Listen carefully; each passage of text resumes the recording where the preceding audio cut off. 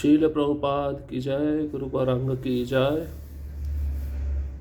कल के सत्र में हमने सुना था किस प्रकार से जीव गोस्वामी श्यामानंद पर कृपा और दया दिखाए।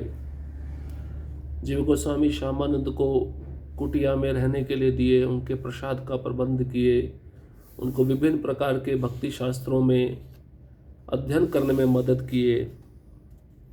और जीव गोस्वामी ने श्यामानंद को 6 अक्षर वाले राधा रानी का मंत्र का दीक्षा भी दिया।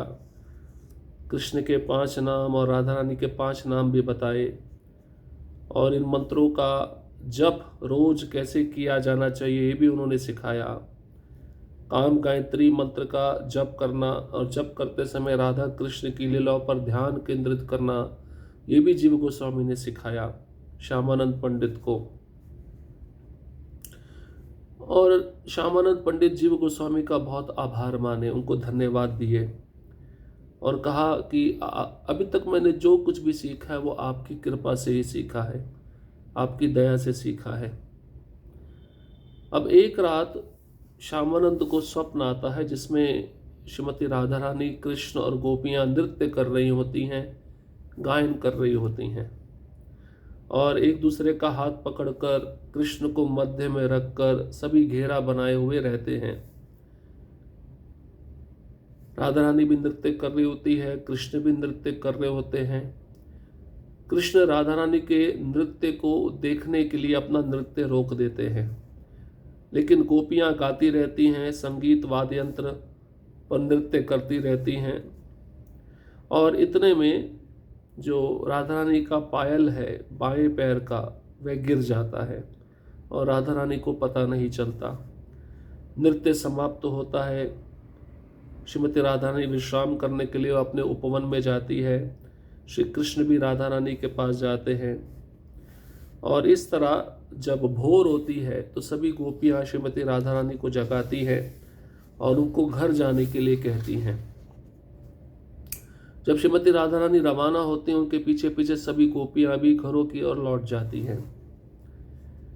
लीला के समाप्त होने पर दुखी कृष्णदास श्यामानंद बाह्य चेतना में लौट आए और अपने बिस्तर पर बैठ गए। वे इस घटना से चकित रह गए और उनके नेत्रों से अश्रु बहने लगे। वे उस स्थान पर जाने के लिए उत्सुक हो गए जहां रास लीला का प्रदर्शन किया गया था। वे उस स्थान को जानते थे। वहां पहुंचकर राधा और कृष्ण के चरण कमलों के चिन्हों से ढकी भूमि को देखकर वे आश्चर्यचकित रह गए। उन्होंने उस स्थान की भूमि पर गिरकर उस रज को प्रणाम किया। अब ये सब दृश्य श्यामानंद स्वप्न में देख रहे थे। स्वप्न जैसे ही टूटा, श्यामानंद बहुत दुखी हो गए, बाह्य चेतना को लौट आए। इस घटना से वे इतने चकित हो गए थे कि उनके नेत्रों से आंसू बह रहे थे। जहां पे लीला हो रही थी उस स्थान को वे देखना चाहते थे। बड़े उत्सुक हो गए उस स्थान को देखने के लिए जहां पर रासलीला का प्रदर्शन हो रहा था। उस स्थान को वे जानते भी थे।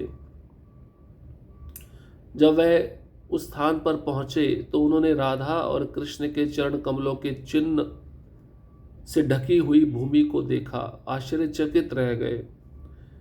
उस स्थान को भूमि पर गिरकर प्रणाम किया, रज को प्रणाम किया श्यामानंद पंडित ने।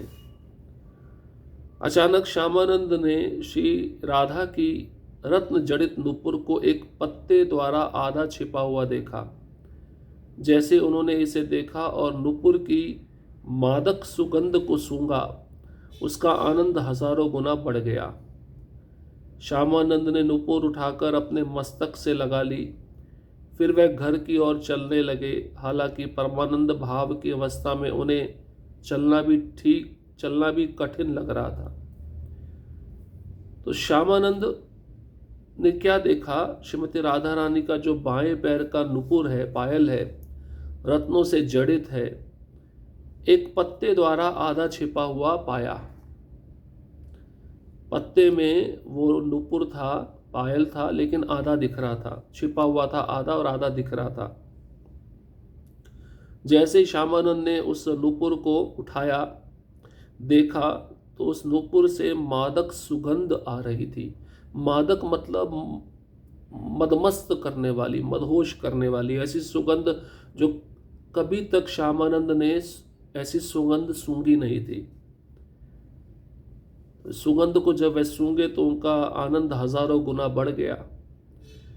श्रीमती राधा रानी का दिव्य शरीर है कृष्ण की तरह, हमेशा उनके शरीर से सुगंध निकलती रहती है। तो जो वस्त्र है, जो अलंकार है, ये सब जो धारण किया श्रीमती राधा रानी ने, उसमें से भी सुगंध निकलती रहती है। श्यामानंद ने उस पायल को, नूपुर को उठाकर अपने मस्तक से लगा लिया, घर की ओर चलने लगे। परमानंद भाव में अवस्थित थे, उनको चलना भी बड़ा कठिन हो रहा था, क्योंकि ऐसा वस्तु मिला है कि इस संसार का जितना भी भौतिक वस्तु इकट्ठा किया जाए उसकी तुलना में भौतिक संसार का वस्तु का कोई मायने नहीं है, कोई मूल्य नहीं है। बाद में श्यामानंद ने श्री जीव गोस्वामी को वह नूपुर दिखाई। इस निधि को देखकर ही श्री जीव दिव्य भावना से अभिभूत हो गए। अब किसी को बताया नहीं कि ये नूपुर किसका है। श्यामानंद तो जानते हैं, लेकिन कुटिया में पहुंचकर जीव गोस्वामी को वह नूपुर उन्होंने दिखाया। इस धन को देखकर जीव गोस्वामी भी दिव्य भावना से अभिभूत हो गए। वे तुरंत समझ गए कि ये किसका है। उन्होंने उसे आदर पूर्वक स्पर्श करके प्रणाम किया। अब जीव गोस्वामी भी जानते थे नूपुर किसका है। उन्होंने प्रणाम किया, नूपुर को स्पर्श किया। उन्होंने नूपुर को अपने वक्षस्थल, मस्तक, मुख और नेत्रों से स्पर्श करवाया। अब जीव गोस्वामी उस पायल को अपने छाती पे रखे, वक्षस्थल पे रखे, मस्तक से स्पर्श कराए, मुख से स्पर्श कराए, नेत्रों से स्पर्श करवाए। उनकी वाणी अवरुद्ध हो गई और वे अचानक बाह्य चेतना खो बैठे। तो जीव गोस्वामी भी बोल नहीं पा रहे कुछ, और जो बाह्य चेतना थी वह खो गई। संसार को भूल गए जीव गोस्वामी उस नूपुर को देखकर। तब श्यामानंद ने श्री जीव को शांत करने का प्रयास किया। अब श्यामानंद प्रयास कर रहे जीव गोस्वामी को बाह्य चेतना में लाने के लिए। नूपुर को पुनः अपने वक्षस्थल से दबाते हुए श्री जीव ने कहा, श्यामानंद, आज तुमने इस जीवन में जो भी साधना की है, आज तुम्हें उसका फल मिल गया है। तुम्हारे सौभाग्य की कोई सीमा नहीं है। श्री जीव ने परमानंद में श्यामानंद का आलिंगन और चुंबन किया। उन्होंने स्वयं को सबसे भाग्यशाली मानते हुए पुनः पुनः श्यामानंद के सिर को सूंघा, क्योंकि श्यामानंद का सिर श्री राधा रानी के चरण कमलों के कुमकुम से सुशोभित था। श्यामानंद की बाहों के दोनों ओर कुमकुम के बिंदु भी दिखाई दे रहे थे, जो पूर्णिमा के चंद्रमा के समान प्रतीत हो रहे थे। श्री जीव ने व्यक्तिगत रूप से श्यामानंद के मस्तक को कृष्ण के चरण कमलों के निशान और राधिका के बिंदुओं से सजाया। जीव गोस्वामी क्या कहते हैं श्यामानंद को, तुम्हारा साधना जो अभी तक तुमने किया था वे सब सफल हो गया है। कैसे सफल हुआ? तुमको राधा रानी का नूपुर प्राप्त हुआ। तुम्हारे जैसा कोई सौभाग्यवान व्यक्ति संसार में दूसरा कोई नहीं है। जीव गोस्वामी ने श्यामानंद को आलिंगन दिया, उनको चूमा। ये दोनों परमानंद के भाव में हैं। श्यामानंद को बहुत भाग्यशाली समझे जीव गोस्वामी। बारंबार श्यामानंद के सिर को सूंघ रहे हैं। कारण, क्योंकि श्यामानंद का जो सिर है श्रीमती राधा रानी के चरण कमलों में जो कुमकुम लगा होता है उससे सुशोभित था। श्यामानंद की बाहें के दोनों ओर कुमकुम की बिंदु भी दिखाई दे रही थी।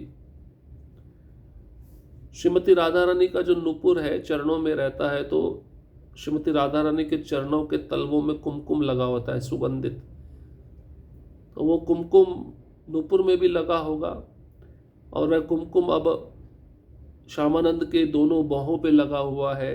सिर में से सुगंध आ रही है कुमकुम की। तो श्री जीव गोस्वामी ने व्यक्तिगत रूप से श्यामानंद के मस्तक को कृष्ण के चरण कमलों के निशान और राधा रानी के बिंदुओं से सजाया। ऐसा लग रहा है कि जीव गोस्वामी श्यामानंद का श्रृंगार कर रहे हैं। और अलंकार क्या है? कृष्ण के चरण कमल के चरण चिन्ह और राधा रानी के बिंदु। श्री जीव ने कहा, अब सब आपको देखकर प्रसन्न होंगे। अब से आपको दुखी कृष्णदास के रूप में नहीं बल्कि श्यामानंद गोस्वामी के रूप में जाना जाएगा। तो श्यामानंद का पहले का नाम दुखी कृष्णदास था। तो जीव गोस्वामी ने कहा, अब आपको कोई भी दुखी कृष्णदास के नाम से नहीं जानेगा। अब हर कोई आपको श्यामानंद गोस्वामी या श्यामानंद पंडित के नाम से जानेगा। आपको सब देखकर प्रसन्न होंगे। कारण क्योंकि आप पर स्वयं श्रीमती राधा रानी ने असीम कृपा की है। आज भी श्यामानंद गोस्वामी की परंपरा के अनुयायियों को वह विशेष तिलक पहने हुए देखा जा सकता है जो श्री जीव गोस्वामी ने अंकित किया था। श्यामानंद गोस्वामी श्री जीव के प्रिय थे, फिर भी वह दिन आया जब उन्होंने उन्हें नरोत्तम और श्रीनिवास के साथ बंगाल भेजा। श्यामानंद के परंपरा के जो अनुयायी हैं वे वही विशेष तिलक धारण करते हैं जो तिलक स्वयं श्रीमती राधा रानी ने श्यामानंद गोस्वामी को प्रदान किया था। श्यामानंद गोस्वामी जीव गोस्वामी के बहुत ही प्रिय थे, फिर भी जीव गोस्वामी ने श्यामानंद का दायित्व नरोत्तम दास ठाकुर और श्रीनिवास आचार्य को सौंपा था। तो इस प्रकार से हम देख सकते हैं शिक्षा गुरु की आज्ञा पालन करने पर राधा रानी की कितनी असीम कृपा उस शिष्य को प्राप्त होती है। श्यामानंद के दीक्षा गुरु थे हृदय चैतन्य और शिक्षा गुरु थे जीव गोस्वामी। अलग अलग कल्पों में ये भी कथा आती है कि जीव गोस्वामी ने निकुंज वन में श्यामानंद को झाड़ू लगाने का सेवा दिया था। बड़े प्रेम से, बड़े भाव से, गर्व ना करते हुए श्यामानंद, जबकि पंडित थे, शास्त्रों में बहुत निपुण थे। आजकल के इस्कॉन के भक्त को कोई छोटी सेवा दी जाए और बड़ा शास्त्र का विद्वान हो तो उसको ऐसा लगेगा मैं तो प्रचार करने आया हूँ, प्रवचन करने आया हूँ, मैं इस सेवा के लिए थोड़ी ना आया हूँ।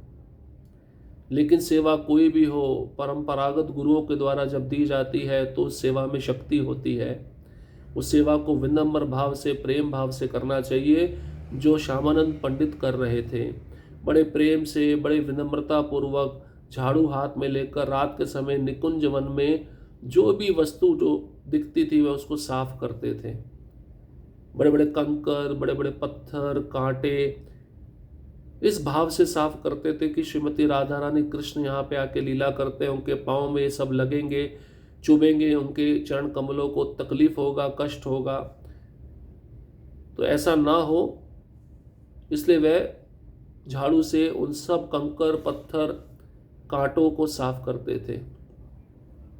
और झाड़ू लगाते समय, सफाई करते समय, सेवा करते समय श्यामानंद पंडित की आंखों से आंसू बहते थे, क्योंकि ये भाव था कि यहाँ पे रोज मेरे इष्ट आते हैं, मेरे प्रियतम प्रिया आते हैं, इनकी मैं सेवा करता हूँ। इस प्रकार से सेवा करते करते एक दिन वह आ गया जब उनको राधा रानी का व्यंजन प्राप्त हुआ, नूपुर प्राप्त हुआ।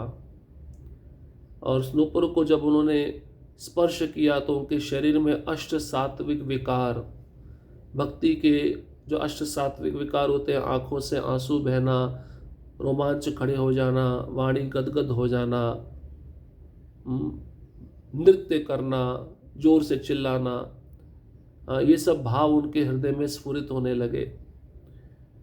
वह समझ गए थे व्यंजन किसका है, उन्होंने किसी को नहीं बताया। तो उसी प्रकार से यहाँ पे भी एक कल्प में दूसरे प्रकार से वर्णन किया गया इस लीला का। जीव गोस्वामी तो वो सेवा इस लीला में उनको नहीं दिए, लेकिन स्वप्न में उनको वह लीला दिखा। तो यहाँ पर इस लीला को हम समझ सकते हैं कितना महत्वपूर्ण है शिष्यों के लिए। चाहे शिक्षा गुरु कोई भी सेवा दे, दीक्षा गुरु सेवा दे, हमें बड़े प्रेम से उस सेवा को करना चाहिए। सेवा कभी भी छोटी या बड़ी नहीं होती है, लेकिन उस सेवा में गुरु के द्वारा दी हुई शक्ति होती है। उस शक्ति को अगर हम धारण करेंगे सही चेतना में, तो वह शक्ति से हमें भक्ति में प्रगति प्राप्त हो सकती है, स्फूर्ति मिल सकती है। इस तरह से श्यामानंद पर राधा रानी की भी कृपा हुई, जीव गोस्वामी की भी कृपा हुई, और उनके गुरु हृदय चैतन्य की भी कृपा हुई।